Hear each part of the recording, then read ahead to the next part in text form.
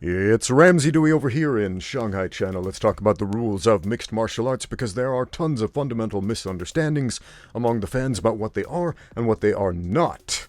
I put out a poll the other day saying which of the following is illegal under UFC rules: wrist locks, breaking bones, kicking the knee, running away, or neck-breaking techniques, and there was a lot of confusion. A lot of people thought, well, breaking the neck, that sounds super illegal. It should be anyway, so they voted for that. But surprise, neck and spinal locks, 100% legal, always have been. MMA is a no-holds-barred sport. That means no holds are banned from the game. What is a hold? It's a submission fighting technique.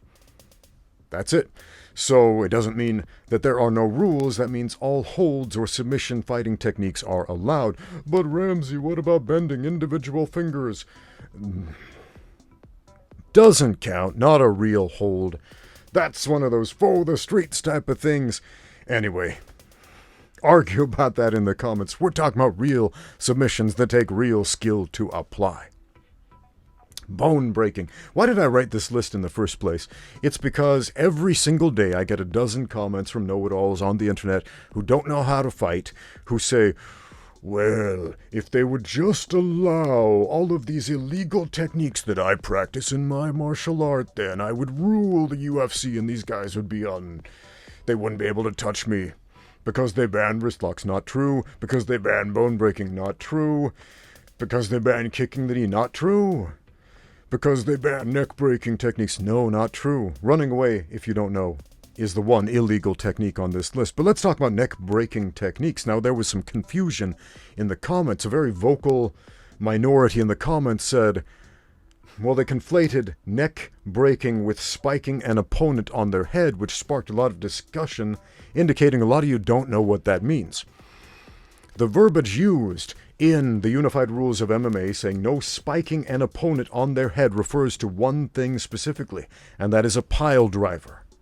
Picking an opponent up by their hips in an upside-down position and then slamming them on their head as they do in pro wrestling. Of course, in pro wrestling, it's carefully choreographed and carefully executed so nobody dies. Now, in an MMA fight, this is the one banned throw. But there's a lot of confusion.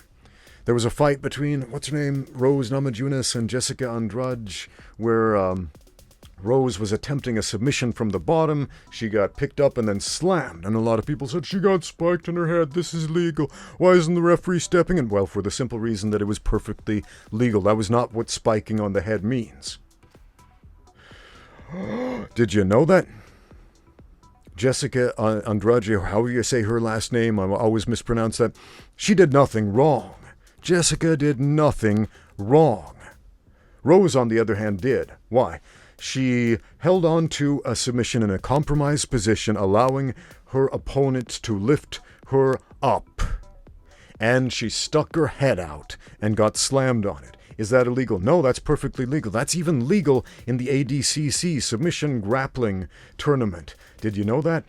To slam out of a submission attempt. If the guy on the bottom is attempting a submission from the guard, you can pick him up and slam him under ADCC rules. Yeah. Shocks a lot of people. I know it's not legal in the IBJJF, but these are different combat sports. These are different rule sets. So spiking an opponent on the head refers only and specifically to the pile driver and nothing else. Slamming an opponent is always legal in MMA. All slams are legal, except the pile driver. Again, if somebody's attempting a submission on the bottom, you pick them up and slam them, and they just happen to coincidentally stick their head out and get slammed on it, that's their own fault. If you do a suplex and the other guy's dumb enough to be like, oh, what's happening here, and stick their head up in the air and land on their head, that's their fault. It's perfectly legal to do that.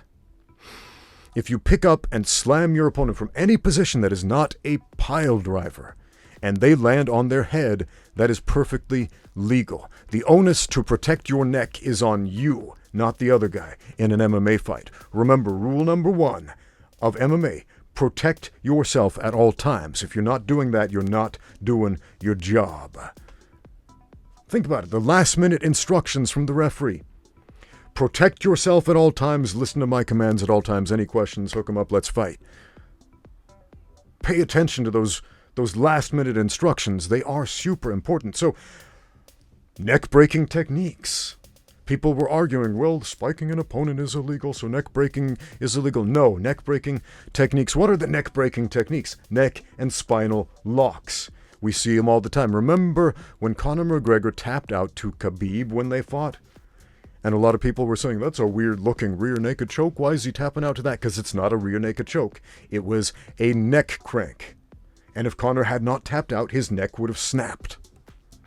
But that sounds crazy to allow neck-breaking techniques while the smart guys tap out before they die. Yeah, and do you know how many submissions are potentially lethal? Lots of them. Every single strangulation technique, if you don't tap out, if that hold is not released, you die. It's an inherently dangerous sport. But as long as we follow a few simple ground rules, tap out when the going gets tough, you don't die. As long as we have that referee to intervene when the fighters are not intelligently defending themselves, nobody has to die. Hopefully. Knock on wood, right? But there are lots of legitimate neck-breaking techniques. How do you break the neck? Well, it's pretty simple. You isolate the head. You turn the chin to one side, and you crank the head forward on the other side. And there are lots of methods to make this work. The Grovit, for example. You can do it from behind. I could neck crank myself. Check this out. Got to tap out to that. I can neck crank myself. It's very different from the Hollywood Ninja neck snap where you walk up behind the guy and you go...